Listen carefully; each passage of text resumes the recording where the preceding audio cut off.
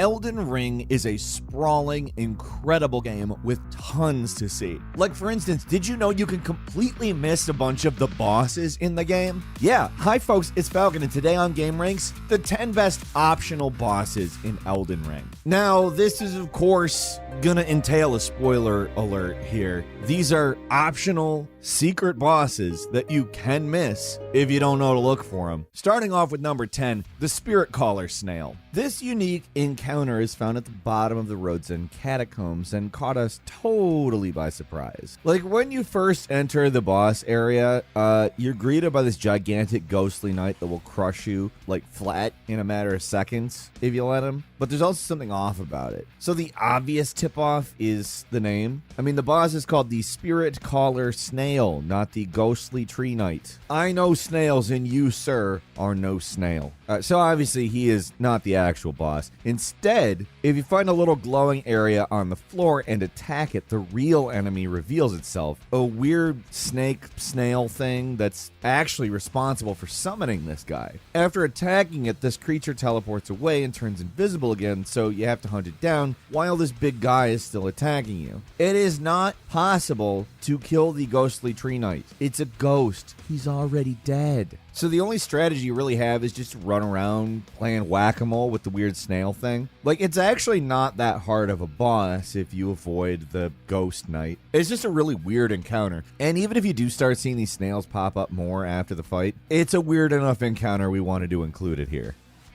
And number 9 is Starscourge Radahn. Yeah, you heard us right. This guy is a shard bearer, basically the equivalent of a Lord Soul in Dark Souls game, and he's completely optional. If you don't want to fight this guy, you don't have to. And I can see a lot of players opting out because the first few times you try to fight him, he seems impossible. Everything about this boss is actually pretty unique for a Souls game. Instead of the standard run through dungeon, fight boss at end formula you normally get for bosses, this guy's castle, Redmane Castle, is completely cleared out. Not a bad guy in sight. Instead, when you go inside, you're invited to join something called the Radahn Festival, where warriors gather to try to take this gigantic dude down. So to fight him, all you have to do is agree to take part, take the elevator out the back, and wow, there you're on the battlefield. And if your experience is like mine, basically what happens, you enter that arena, the guy shoots an arrow at you from across the map, and you die. This guy's attacks hit hard, and just getting to him can be tough enough. Thankfully, you do get some help. There's summoning signs all over the place, and you can use that to call in some allies, even if they don't last particularly long. Their presences are pretty much essential for keeping this guy's attention off you, so you can do any real damage to him. Probably the most nasty thing about this fight is that halfway through when he jumps up into the air and comes crashing down like a meteor. Not a fan of that. And it's basically a gotcha, because if you don't immediately start sprinting or jump on your spirit steed and ride away, the impact's instant death. Probably my favorite thing about this guy though is he's a gigantic monster but rides around on a little normal sized horse. It's ridiculous and just fantastic and weird and I don't know what made them think of doing that. I mean, just look at the little horse go. It's great. And number 8 is the Godskin Apostle. For most players, the first time you'll encounter one of these freaks is at the top of the Windmill Village in the Altus Region, and they make one hell of an impression.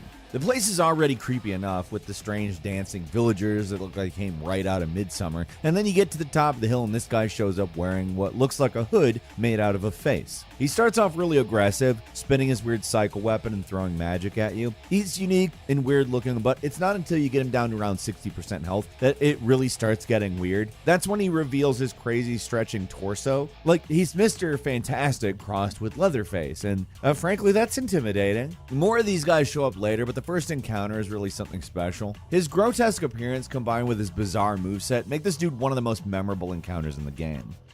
And number 7 is Patches. We can't make a list like this without mentioning the Patches boss fight. He's a guy most Souls players wouldn't mind having a chance to beat on for a while. He's a nuisance and basically shows up in all of From's games, so of course he makes an appearance in Elden Ring as well. What makes this boss great is less the encounter itself, which is pretty simple, and, well, it's more the surprise and presentation. I went to this random location called Murkwater Cave and obviously didn't expect a whole lot, and after you deal with a bandit ambush, you enter a suspicious suspiciously arena-shaped room with a chest sitting at the center. If you open the chest, the battle begins with Patches jumping down from a ledge accusing you of stealing, which in this case is accurate. You were just robbing him, so his behavior's basically understandable.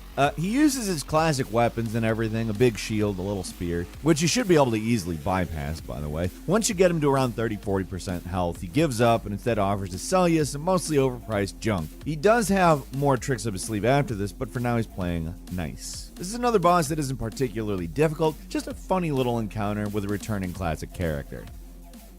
And number 6 is the Mimic tier, which is deep underground, and it's possible to find it in the mysterious lost city known as Nokron, the Eternal City. This entire location is totally optional, but it's one of the coolest in the game, and as long as you're thorough, it's not too hard to actually find. Soon after entering, you start encountering these weird silver slime creatures that aren't terribly threatening on their own. So when you enter this area and see one, you're probably thinking, there's not a whole lot to worry about, but this one's different. Instead of just sitting in place and sometimes weakly attempting to poke you, this one transforms into a doppelganger of you. It's got the same armor, uses the same weapons, and even attacks with the same ashes of war that you currently have equipped. So depending on your build, this guy might be really easy or a huge pain in the ass. Now if you're an armored guy, that probably means the boss isn't too hard, but still a fun surprise. Not the hardest encounter, but one of the most unique. And number 5 is Wormface. What do we need to say here? It's a monster called Wormface. Of course it's going on his list. You encounter this thing guarding the Minor Erdtree outside the capital in Altus, and it's definitely something different. A giant, elongated human with a hood covering its face, and based on the name, we'll give you a single guess as to what it's hiding. Yeah, its head is a bunch of worms. It's disgusting, but what really makes it terrible is that a lot of its attacks spread black mist that causes instant death, and obviously we don't like that. That's kind of bad. It doesn't pull anything too shocking, so it's something a lot of players will be able to deal with on their first try, but still. It's a monster with its face made of worms, and it's called Wormface. It's memorable, and it's pretty disgusting looking, and honestly, it's pretty tense. It's just not super challenging. Once you figure out that you can win, you do. And number 4 is the Dragonkin Soldier of Nokstella. Found deep in the underground of the other Eternal City, yes, there are 2 of them, this one called Nokstella, this boss is pretty much everything you'd want from a Dark Souls boss. He's huge, very aggressive, and you fight it in a crazy arena. Like, seriously, look at the corpse, it's gigantic. For the first half of this thing, it just shambles around like a really badass looking zombie, but once you whittle away enough of its health, it starts suddenly waking up, sprouting wings and chucking electricity bolts, and it shouldn't come as any surprise, but these bolts will mess you up quick. Those wings aren't just for show either. He starts flying around, dive bombing, and pelting you with more magic lightning while you're desperately trying to avoid taking damage. It is just an all-around cool boss that you don't have any reason to fight other than that it is a worthwhile experience. And number 3 is the Ancestor Spirit. Now, there are a lot of really cool optional bosses hidden in the underground sections of this game, but the Ancestor Spirit is one of the coolest. To encounter this guy, you gotta light up a bunch of bonfires in the underground river of Siofra, and after that, head to the Hollowhorn grounds and interact with the glowing beast body. That'll take you into the arena where you face off against the Ancestor Spirit, and while it's not an incredibly difficult fight or anything, the creature's just so cool and majestic, it just deserves a spot on the list. One of its coolest attacks is when it starts galloping through the air while breathing blue fire, or this one where it trots in the air before crashing down on you. This is one boss where the music and animations really stand out and make it unique. The actual encounter isn't the hardest in the game, but the animations are so good and the music's so unique that it stands out as one of the best in my mind. And number 2, the God-devouring serpent, Rickard, the Lord of Blasphemy. I love his name. Gives me a little chuckle every time. All right, so this is like deep spoiler territory, though.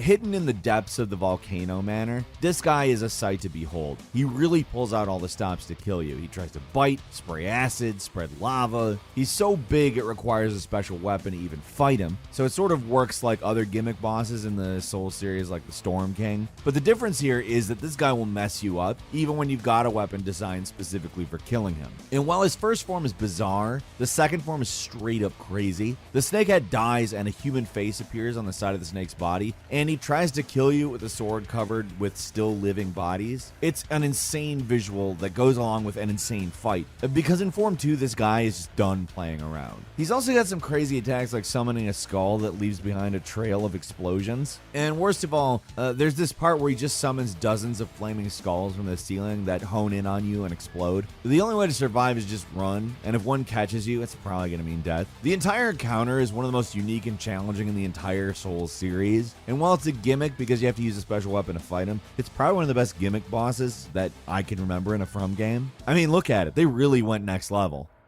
And finally, number 1, Astel, Natural Born of the Void. Found in the deepest, darkest pit of the world, the only way to even fight this thing is to struggle through the nightmarish Lake of Rot, a place anyone with any sense would probably never go, and just nope out the second they saw it. If you somehow manage to survive this poison swamp on steroids, then you can ride this coffin down by the river and appear in this random cave containing one of the craziest bosses ever devised by the madmen at From Software. I mean, just look at this thing. It's an alien centipede with a skull face, giant pincers, a single eyeball in the forehead, and it's floating on what looks like space while beating on you with gravity attacks. There's a lot of stuff this guy can do, and trying to get a good beating on him is incredibly difficult. Just finding the opportunity to attack is difficult on its own, because if you get too close, it'll slam the ground with these magic attacks that are basically unavoidable, and you can either tank them or get away, and for most people, tanking them is not an option. Like most of the big bosses on this list, this guy really gets tough after losing about 50% health. That's when he starts pulling out attacks like summoning the massive volley of meteors to crush you like a bug, and all the crazy ways that this thing can chew you up, throw you around, and beat you. They're all next level. He's no joke. Just finding it's an ordeal by itself, and taking it on is a huge challenge. It's also really satisfying, though, when you finally manage to take it down. This guy's probably the closest thing we'll ever get to Bloodborne 2, and that alone makes it one of the best optional bosses in the game. And a quick bonus point for you, Malenia, Blade of Miquella. She is yet another optional shard bearer that's found in her own massive secret area. Malenia, at first glance, seems like your standard Dark Souls guy in armor style boss, but she's got one really nasty trick up her sleeve that makes her a lot harder. You notice anything strange about her health bar, like how it keeps getting refilled? Yeah, every time she hits you, she restores her health, and to really make her a pain in the ass, it even works when you're blocking. And that health restored isn't like a little bit, like just a few hits on you, and she'll be back to near max health, which completely negates any progress you thought you made. It is an unbelievably difficult fight that forces you to play carefully and really learn her attack patterns. The only thing that makes her not totally impossible is that she has relatively low HP, and it's not too hard to break her poise, but that's basically it. She just restores so much health every time she hits you that if you want to win, you pretty much have to avoid getting hit, and that's easier said than done.